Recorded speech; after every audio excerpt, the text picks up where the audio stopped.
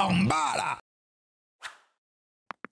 Il n'y a jamais eu d'attention ni de respect pour Rien, le voisin. non, rien. En fait, tu vois son premier plan d'implantation par le géomètre. Eh bien, moi, j'avais une borne qui se trouvait ici. Et donc, en fait, elle venait construire jusqu'ici. Ouais, par contre, elle est chez elle, la cousine. Pareil chez moi. Voilà la raison pour laquelle j'ai bougé en justice. Parce que je tenais quand même à défendre ma propriété. Non, mais ça, c'est normal. Par contre. Entre les voisines, aucun dialogue ne semble possible. Et même la justice ne semble pas réussir à trancher. Alors, pour se défendre, Par contre, c'est joli Ambrosia met ce qu'elle ses a fait. pouvoirs à contribution. Oh. Dans le sens d'extrogir, c'est oui. Et dans le sens de sinistrogir, c'est non. D'extrogir et de silistrogir, c'est quoi ça? C'est une quête d'Opus? Et pour avoir toutes les cartes en main, la sorcière s'improvise juriste. Carrément. Sabrina, l'apprenti juriste. Je hurle. Moi, j'entends défendre ma propriété, c'est tout. Je pars du principe que la loi n'autorisait pas ce genre de choses, donc je ne. Mais elle a un permis de construire, D'autant c'est que plus la loi l'a autorisé. Je tiens à préciser que l'article 3132 dit bien toute construction qui va générer une vue chez le voisin, c'est interdit, sauf accord des voisins. Pas de grimoire, mais des plans de géomètre. Ambrosia fait une découverte. J'ai trouvé d'où viennent les 30 cm. Quoi? Bah de ça, du mur qui cache la gouttière. Voilà que je téléphone à mon avocat. Allô? Oui, mais Elle a la révélation directe. ils ont prévu sur toute la hauteur de l'annexe un mur pour cacher la gouttière. Donc c'est de là que viennent les 30 cm. Mais ce qui est Il en une a surprise rien pour à elle, foutre, l'avocat. de Il veut juste l'autre prendre ses côté, honoraires. Emmanuel le sait déjà. C'est à partir de cet endroit-là qu'il faut compter la profondeur de la terrasse. Une avancée qui change tout, car pour Ambrosia, chaque centimètre compte. Eh oui. C'est ça, plus ça, plus ça. Et donc c'est lourd quand on doit subir ça à côté. Hein. Ici, on est sur des petits jardins, c'est beaucoup. Bah, c'est sûr qu'elle doit avoir le seum. Regardez ce qu'il y avait à côté avant. C'est sûr qu'elle a le seum, mais ça se comprend. Maintenant, il y a des permis de construire. Si c'est validé, c'est validé. Voici le jardin avant les travaux. Et sur cette image, Et ouais. la situation à l'heure actuelle. Bah, les plantes ont bien poussé, hein, c'est ce que j'ai remarqué déjà, premièrement. Emmanuel, de son côté, pour elle, sa clôture n'est pas un problème. Je mets des claustras avec une végétation pour que ce soit joli de son côté et du mien. Mais ce n'est pas encore suffisant. Je ne comprends pas comment on peut être aussi méchant. Elle vous achetait un sort? Je sais pas. Peut-être. Elle essaye, en tout cas, tous les jours, elle essaye. Maléfice ou non, pour l'enseignante, une chose est sûre. La situation est devenue invivable. Moi, je me sens harcelée, je me sens épiée. Plus, ma fille est sortie de la maison, elle est passée à côté, a fait semblant de cracher dessus. Ah, je ne sais pas, c'est... Non, mais voilà, ça, ils nous c'est pour valider le sort, en fait. Hein. Ça fait partie vraiment de toute la pratique. Hein. Jamais, on ne fait rien, on mord sur notre chic, mais je dis à un moment donné, ça devient lourd. Du coup, samedi, je suis à la police, j'ai été entendue pendant 1h30 et donc ça a été considéré comme Pour une terrasse, les amis, à la base, je vous rappelle, atteinte à la vie privée. avec calme. Mais en visite chez sa voisine qui la soutient, Ambrosia a une autre version. Il s'est passé quelque chose qui m'a vraiment choquée. Il y avait eu une forte pluie et il y avait eu des inondations annoncées. Eh bien, la voisine avait dévié ses eaux dans mon terrain. Par contre, ça, c'est une dinguerie. Ça... oh, ça, c'est une dinguerie, par contre. Après, ça arrose. C'est pour ça. Regardez, il n'y avait pas de plantes.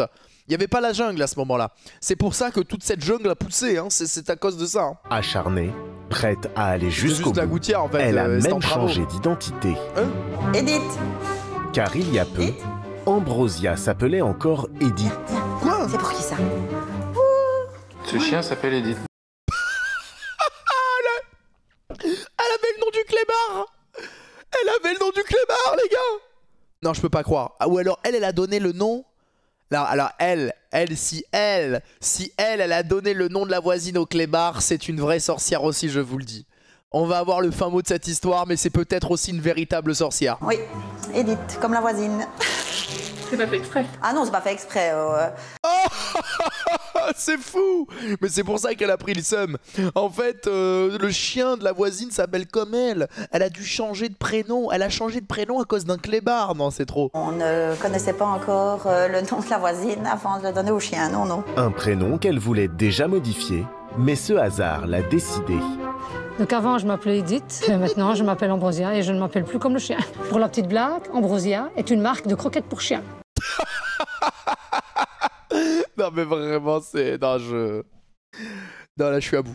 Les deux voisines ne manquent pas d'humour, mais malheureusement, Oh, Edith, qu'est-ce que t'as foutu? On va couper les plantes un peu du jardin, Edith. ce ne sera pas suffisant Oh, pour gadola. mettre fin à Quelle leur rigolo. querelle. Après 3 ans de Oh, le chat, il a procédure, peur un peu. des dizaines de plaintes et de recours, Alors, là, le soleil est plein sud. Elle a perdu ça de soleil.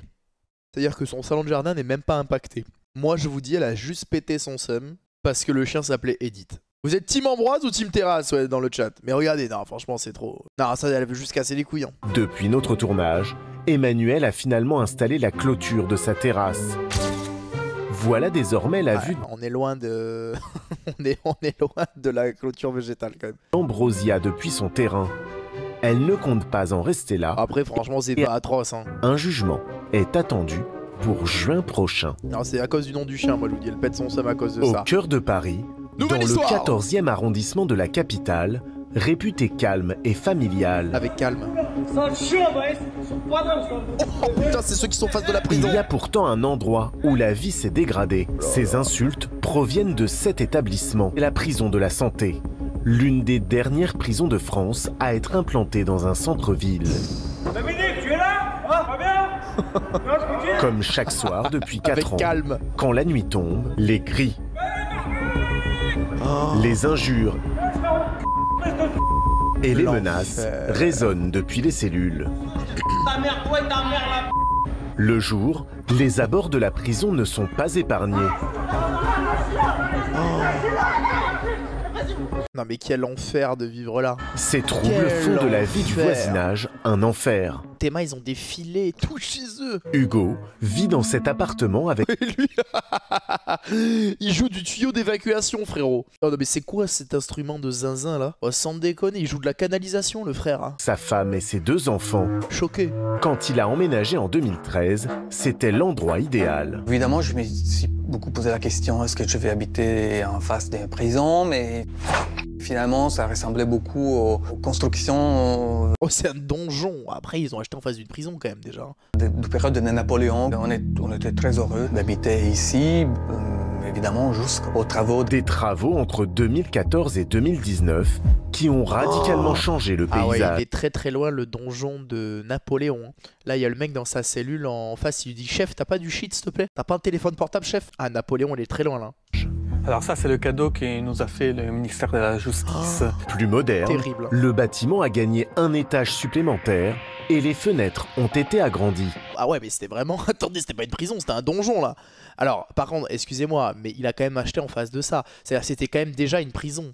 Alors certes, maintenant il y a des plus grandes fenêtres, des machins, mais là il devait déjà y avoir un bruit de fou là. Enfin je veux dire, il y avait quand même des mecs dans ces cellules. Par contre ça avait plus de gueule ça. Bon, pas pour les détenus, je pense qu'ils sont bien mieux actuellement. Mais le bâtiment il avait une gueule de fou. Un vis-à-vis exceptionnel avec les détenus. En fait, aujourd'hui, on voit les détenus à l'intérieur. Attendez, mais excusez-moi, Des fois- c'est pas une prison, c'est des apparts qu'ils ont là. Bon, même chez moi j'ai pas des si grandes fenêtres. Des gens qui nous insultent de la fenêtre. Des fois, on peut voir des gens qui s'insultent entre eux. Je vous promets, moi j'ai grandi en HLM, c'était moins bien que ça. Chaque jour, Zoom. il récolte des preuves de ce qu'il subit. Comme ce jour-là où des détenus l'ont insulté après l'avoir repéré. Ta mère, je prends des photos là-bas.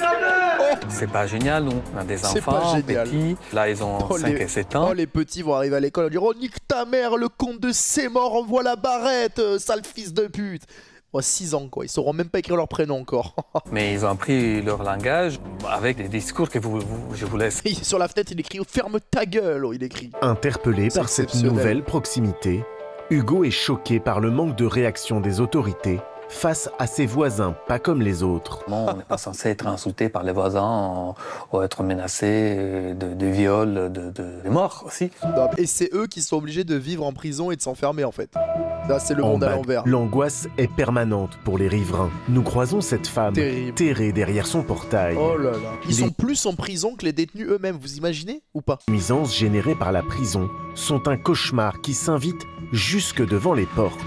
Ouais, il y a un couple qui est venu communiquer avec eux sur le portable. Et c'est ce qu'on appelle les parloirs sauvages. Donc à un moment donné, il va falloir gérer tout ça parce que... Ah, mais que fait la police en fait? Pourquoi déjà autour d'une prison il y a des gens qui peuvent se parler depuis une fenêtre? Et excusez-moi, il y a un énorme problème de sécurité et de nuisance qui ne devrait même pas arriver. Ne supportant plus cette atmosphère pesante, cette riveraine vit désormais cloîtrée. Hugo a Effrayant. décidé de ne pas rester les bras croisés. Il a créé une association rassemblant les riverains exaspérés par ce voisin encombrant. Avec C'est Jean-Pierre, vraiment une qui vit dinguerie. lui aussi dans cette rue depuis 11 ans, les 2 hommes viennent observer les contours de la Et prison. en plus ils se tapent les travaux de la mairie de Paris quoi. Ils n'ont rien pour eux malheureusement. De jour comme de nuit, les parloirs sauvages sont constants, Mais un autre danger inquiète les deux voisins. Grâce à un système de cordes appelé yo-yo, les détenus s'envoient des... Mais ça, me dites pas que c'est normal, ça. Me dites pas qu'il n'y a pas un gardien de prison qui surveille et qui voit des trucs comme ça. objets à travers leurs fenêtres, un système qui a ses failles, car certains se perdent le long du mur. Il y a probablement assez souvent de la drogue, et puis de temps en temps, il y a des couteaux. Et donc un jour, on va planter quelqu'un, et il y a un gardien qui peut se trouver planté avec ses couteaux. Non mais c'est comme ça. En vrai, le laxisme français est terrifiant. En plus du bruit et des insultes, des individus jettent des colis de l'autre côté du mur de la prison. Ce sont des jets de petits paquets, ils les tournent et puis ils les envoient à destination de l'autre côté. Donc, ils sont hyper forts pour ça viser. veut dire que s'il y a quelqu'un qui envoie, il y a quelqu'un qui reçoit. Il y a véritablement un système organisé d'échange. Les détenus profitent de l'inaction des autorités pour mettre en place un autre trafic. Les voisins se sentent en danger. L'inaction des autorités, hein. Vous voyez, tout est dit dans cette phrase. Hein. L'inaction des autorités, c'est exactement ça. Il y a des agressions à l'extérieur, il y a beaucoup d'intrusions dans des propriétés privées. Non, on n'est pas en sécurité et la situation est difficile. C'est vraiment honteux. Pour eux, sans moyens pour protéger le voisinage, salut, la prison n'a rien à faire ici. Et il faut que le ministère de la Justice et le ministère de l'Intérieur garantissent une protection des riverains, sinon il faut mettre la prison à l'extérieur de la ville. Non, mais il a complètement raison. Afin de comprendre ce qu'il y a derrière ces murs, Erwan Saoudi, agent pénitentiaire et secrétaire interrégional du syndicat Force ouvrière, est le seul à avoir accepté de nous répondre. Je suis pas sûr que la solution, ce soit de prendre les établissements pénitentiaires et les mettre loin des villes. Si. Globalement, si, quand même, déjà. Je pense que ça fait partie aussi de la société, comme au même titre qu'un tribunal. Non, mais attends, il y a frérot, au bout d'un moment, quand il y a des cris toute la journée aux fenêtres, si, ça n'a rien à foutre au milieu des riverains qui ont juste envie de vivre en paix, qui sont des honnêtes citoyens. Elle a tout à fait sa place là, hein. Cette prison oui, était... bah vas-y, habite en face. Jean-Jacques, je sais plus comment tu t'appelles, habite en face, prends un appartement en face, puisque ça fait partie de la vie républicaine. Putain, ça m'énerve, ça. Construite, il y avait à l'époque rien autour, c'est plutôt la ville qui s'est construite autour de la prison que l'inverse. Cris, insultes, menaces. Non mais alors il a pas tort dans le sens de la ville qui s'agrandit, mais ils ont quand même fait des travaux de rénovation, donc c'est-à-dire qu'ils ont quand même tout rasé pour tout reconstruire, ils auraient pu le faire ailleurs. Le quotidien des habitants de ce quartier de Paris est devenu invivable. Même cloîtrés chez eux, ils ne se sentent plus à l'abri. Premier témoin aussi du trafic de drogue. Tous les jours, ils assistent à des lancers de colis depuis la rue vers les cellules. Les mecs ils sont en pleine rue, dites-vous. En totale impunité, personne va les chasser quoi. Tous les jours. Comme on peut le voir sur cette vidéo filmée par Régine, une habitante du quartier. Qu'est-ce que tu fais, Régine? Alors qu'elle dîne avec un groupe de voisins, elle aperçoit un homme traverser son jardin. Un peu comme ça. Celui-là, il est très agile. Celui-là, il est très agile, elle a dit. Une scène qui se répète tous les soirs. Celui-là, il est très agile. Ah ça y est, il est un sac. Dans les commentaires, ces individus escaladent les toits pour pouvoir lancer plus facilement des colis à leurs amis détenus. Invivable. C'est vraiment la base et là, ils sont chez eux. En plus, un coin de paradis complètement saccagé par les déchets abandonnés par les lanceurs de projectiles. Vous voyez, voilà, il y en a partout. À l'intérieur de ces colis, des téléphones, de la nourriture, mais aussi des produits stupéfiants. Petit paquet, donc que je redonnais à la police, c'est de la drogue. C'est de la drogue. Tu l'as fumé ou quoi? Et là, c'est calibré pour passer entre les barreaux. Mais attendez, par contre, blague à part, il faut être sacrément agile pour jeter ça entre les barreaux. Il doit y avoir un taux de perte qui est énorme. Épuisée, Régine a décidé de quitter Paris pour fuir ses troubles. Ce qui l'alarme toujours, c'est la proximité entre son jardin, camp de base... oui, en plus, il y a une école maternelle. Les gamins, ils peuvent attraper ça. C'est catastrophique. Avec ces petits bouts de chou, c'est heureux qu'il n'y ait pas encore eu d'accident. Je suis du Canada, c'est une situation impossible. En tout cas, j'ai jamais vu ça. Ah non, mais bienvenue en France. Bienvenue dans le laxisme français. Les riverains de la santé a porté plainte contre le ministère de la Justice. Ils réclament l'installation d'un filet et davantage de présence policière. Bah oui. Les jets de colis continuent, les nuisances sonores aussi. Hugo, lui, souhaite déménager. Mais depuis la reconstruction de la prison, la valeur de son bien a baissé de 25%. Il ne parvient toujours pas à trouver d'acheteurs. Mais qui a envie d'habiter là?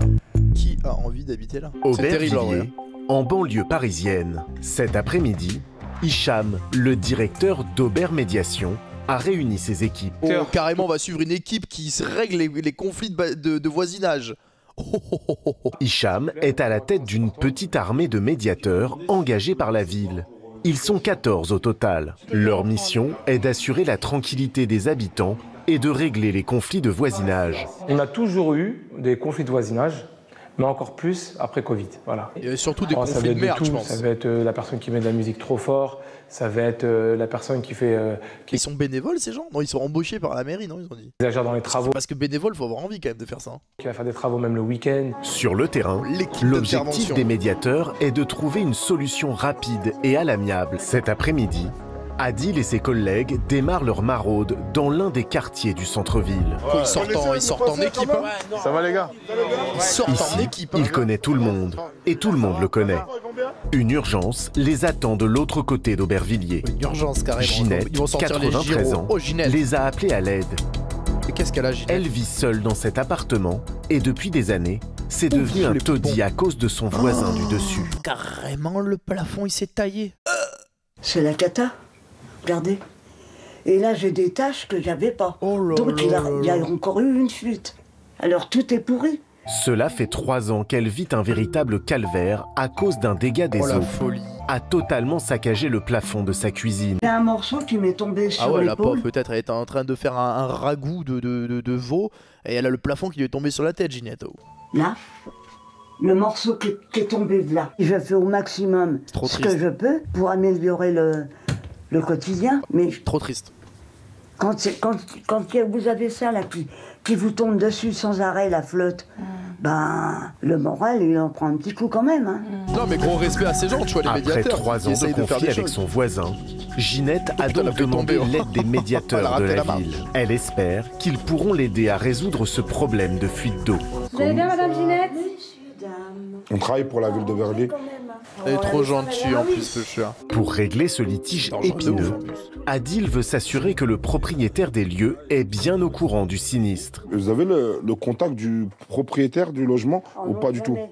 D'accord. Il n'a jamais bougé. Les proprios aussi qui font rien, c'est des déjà, on va essayer d'aller voir votre voisin dessus, essayer de régler le problème. Je souhaite du courage. Merci, c'est très gentil. Le voisin du dessus n'est que locataire. Il assure avoir fait des travaux dans son appartement pour réparer la fuite. Mais il accepte tout de même de venir voir les dégâts. C'est la première fois que les deux voisins vont se rencontrer. Ils ont jamais parlé, non? Je suis venu avec le voisin, juste pour qu'il voie l'état du plafond. Voilà. Ouais.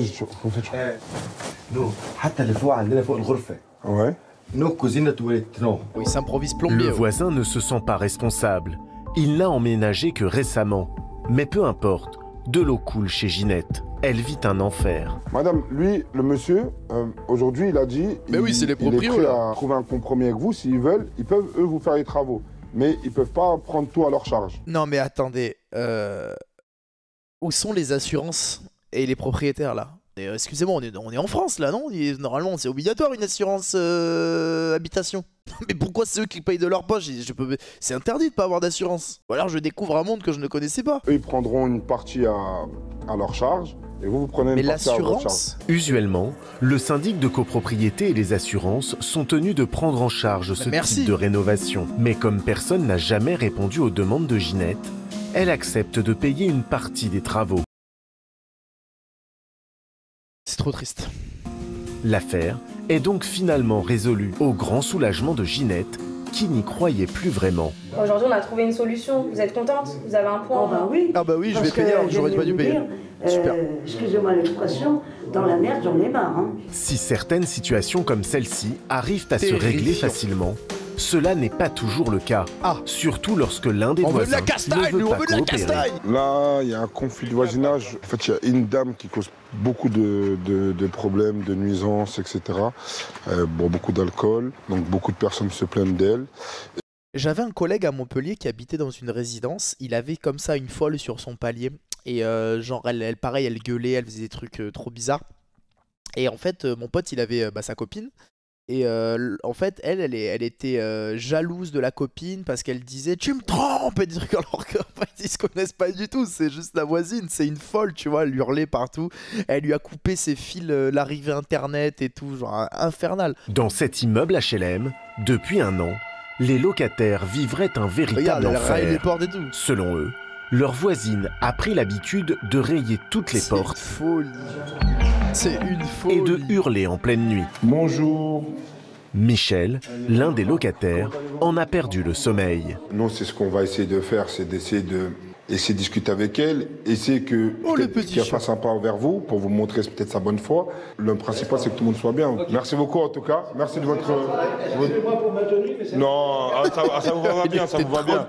Merci beaucoup. Chez lui, le Michel. Adil et l'équipe. Ah mais l'émission est phénoménale, hein. Non vraiment il faut le dire, la guerre des voisins. Alors il y a des histoires qui sont plus révoltantes que d'autres, mais quelle pépite. Les médiateurs vont maintenant tenter d'échanger avec la voisine de Michel. Il était à poil dessous carrément Michel, le chibron à l'air. Bon, même sa porte elle a rayé frère. Cette dernière est bien chez elle, mais elle a décidé d'augmenter la musique pour ne pas les entendre sonner. L'ignorance. Faut nous écouter. L'équipe tente une autre approche en faisant intervenir les femmes du groupe. Ok, ça c'est dommage, je comprends. Adil et les équipes de... Et ouais mais ils ont déjà tapé avant, elle a compris. Médiateurs décident de jeter l'éponge. 22h30, les ça doit être un boulot de gueudin quand même. Médiateurs ont été sollicités pour intervenir dans un autre quartier de la ville. Cette fois-ci, ce n'est pas dans un immeuble, mais au sous-sol. À la cave. Oh là, tous les soirs c'est comme ça.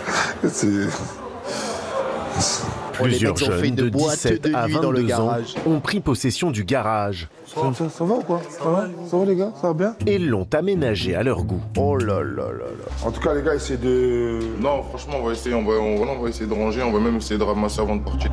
De bonne foi, on va essayer, les jeunes s'exécutent et rangent leurs détritus. C'est de l'éducation. Les médiateurs ne leur demandent pas de quitter les lieux pour autant. De temps en temps, on leur demande de sortir quand ils abusent, qu'ils sont vraiment beaucoup. Pourtant, des voisins qui se plaignent de cet attroupement quotidien, il y en a beaucoup. Cela fait plus de 10 ans que les jeunes ont pris l'habitude de squatter devant les voitures, aux grandes dames des locataires. T'as ta voiture dans le garage là? Bah vous voyez, hein, c'est un peu encombré. Après c'est vrai qu'avec les médiateurs, ça permet des fois de faciliter le dialogue avec les jeunes, on va dire. Donc ça nous permet quand même d'avoir parfois la vie un peu plus facile, on va dire. Et bon courage et n'hésitez pas à nous appeler si vous avez des besoins ou quoi. On est là. Chaque année, plus de 1000 signalements de problèmes de voisinage sont désamorcés par ces médiateurs sociaux. Un chiffre qui a doublé depuis le confinement. C'est une folie les amis, c'est exceptionnel. Et quel épisode encore. Et en fait ce qui est fou c'est que on voit des histoires tellement différentes en campagne, en petite ville, dans les grandes villes, des histoires, des problèmes avec des prisonniers. Ils ont des problèmes avec des prisonniers. Non, c'est trop une folie. C'est trop une folie. J'adore cette émission.